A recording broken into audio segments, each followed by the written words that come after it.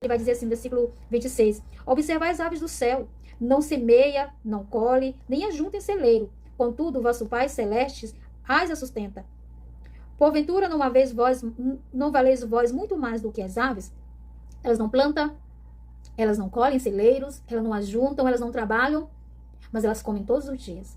Todos os dias, Deus conduz elas a se alimentarem. Aonde tiverem frutos ou semente, Deus conduz elas até aonde, para que elas possam se alimentar, para que elas possam saciar-se. Aí ele vai dizer, não valeis vós mais do que as aves?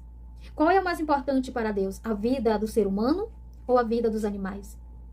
Então, Deus, assim como Ele cuida das aves, assim como Ele cuida dos animais, e eu estou ministrando isso para mim, porque Deus tem me sustentado nos mínimos detalhes. Coisas que não era para mim estar vivendo hoje, eu vivo por causa da glória de Deus.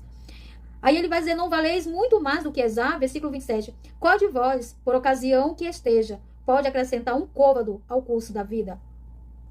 Ou seja, por mais ansioso, mais preocupado, por mais chateado que sejamos porque ainda não conseguimos aquilo que queremos, podemos acrescentar alguma coisa na nossa vida? Podemos acrescentar um dia a mais na nossa vida? Não, eu decidi viver mais 20 anos. Não, eu decidi viver mais um dia. Nós não podemos acrescentar, nós não podemos validar nada. A nossa alma, ela já foi paga, tudo que nós temos foi o Senhor que nos proporcionou. Ou seja, a vontade de Deus é que nós venhamos confiar nele, em tudo, os mínimos detalhes da nossa vida. Exatamente isso que o Senhor quer. Qual de vós, por ansioso que esteja, pode acrescentar um côvado ao curso da vida? 28. E por que andais ansioso quanto ao vestuário? Considerai como crescem os lírios do campo. Eles não trabalham nem fiam. 29. Eu, contudo, vos afirmo que nem Salomão, em toda a sua glória, se vestiu como qualquer deles. Olha o tapa na cara que Jesus nos dá aqui nesse ensinamento.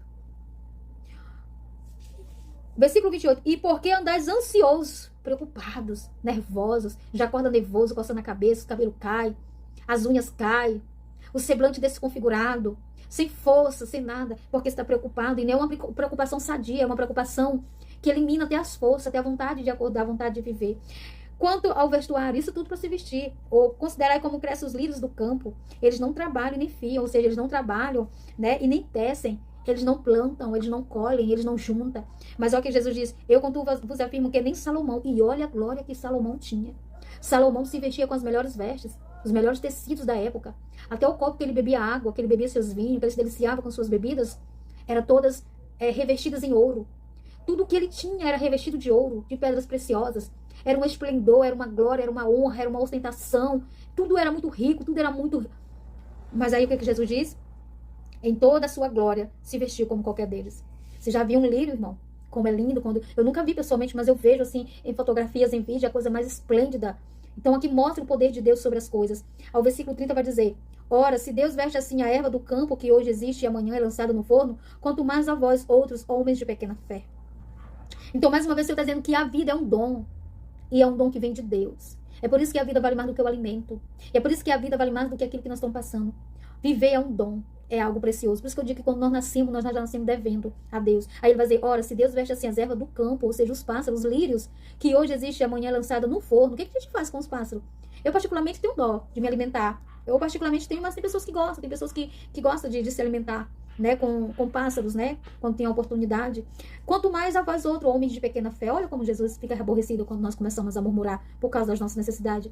Dá a entender que ele não tem poder para nos sustentar, né? 31. Portanto, não vos inquieteis dizendo, que comeremos, que beberemos, ou que nos vestiremos. 32. Porque os gentios é quem procuram todas essas coisas, pois vosso Pai Celeste sabe que necessita de todas elas. Quando o homem não tem Deus na vida, que ele não tem fé em Deus, e que ele não procura a orientação de Deus, ele anda assim quieto, vagando de um lado para outro, trabalhando. Trabalha, que se cansa, morre, deixa tudo para os outros. Mas quando é um servo que confia no Senhor, quando ele sabe de onde que vem a provisão dele, a resposta dele vem aqui no versículo 33. Buscar, pois, em primeiro lugar o seu reino e a sua justiça, e todas essas coisas vos serão acrescentadas. Ou seja, o que nós devemos fazer é, em vez de nos preocuparmos com as nossas necessidades, Jesus aqui não está alimentando a ideia que nós temos que ser preguiçosos. Não, porque Deus não conta com preguiçosos. O que Jesus está ensinando, que nós não devemos nos preocupar a ponto de adoecermos a nossa alma, o nosso corpo físico, por causa das nossas necessidades. Quando temos a Deus, trabalhamos e vemos resultados e o resultado dos nossos esforços. Mas quando nós não temos Deus, nós trabalhamos tanto e a maioria das vezes a gente não tem o resultado daquilo que a gente tanto procura. Isso não quer dizer E isso atinge somente aqueles que não estão na igreja. Muitos que estão dentro da igreja vivem uma vida agoniada, apertada. Porque ao invés de buscarmos ao Senhor em oração e pedir que Deus guie o nosso dia, nós ficamos preocupados em ganhar, e ganhar, e ganhar. E preocupados em ganhar, acabamos perdendo. Versículo 34. Portanto, não vos inquieteis com o dia de amanhã, pois o amanhã trará o seu cuidado. Basta ao seu dia o seu próprio mal. Quando o Senhor diz que nós temos que buscar em primeiro lugar a Deus e a sua justiça, que nós temos que viver primeiramente para Ele e depois vivermos com uma vida justa, vida reta. Eu me lembro que como o Senhor, Ele descreveu Jó para o inimigo. Tem visto o meu servo Jó, um homem íntegro, reto, temente a mim e que se desvia do mal? E Jesus estava dizendo o quê? Deus está dizendo aqui por quê para o inimigo? Ele é um homem justo, que vive numa justiça plena comigo. Ele observa a minha justiça para cumprir na vida dele, para praticar. E o que Jesus espera é que nós venhamos buscar a Deus e viver uma vida justa diante de Deus e diante dos homens. E com essa vida justa diante de Deus, diante dos homens, menina, tu acha que Deus vai nos deixar passar tanta necessidade assim? Experiência própria, Deus suple os mínimos detalhes da nossa vida, inclusive aqui na nossa mente. Ó. Essas inquietações e preocupações nos deixam doente, acaba com a nossa paz. Aí ele vai dizer assim, portanto, não vos inquieteis com o dia de amanhã. Ou seja, não se preocupa com hoje, que é o que você está vivendo, porque a gente não sabe nem se chegaremos amanhã. Né? Ele vai dizer assim, pois o amanhã trará os seus cuidados, basta o dia do seu próprio mal. Ou seja, nós temos que confiar em Deus nos nossos dias, irmão. Temos que amanhecer o dia já orando. E temos que, ao anoitecer, antes de dormirmos, orarmos novamente pedindo o que para Deus? Pedindo que Deus nos abençoe, nos guarde e nos proteja de todo mal. Porque aí sim, nós teremos resultados brilhantes na nossa vida. E esse foi o capítulo 6 do livro de Mateus. Vários conselhos, vários momentos éticos, didáticos aqui de Jesus.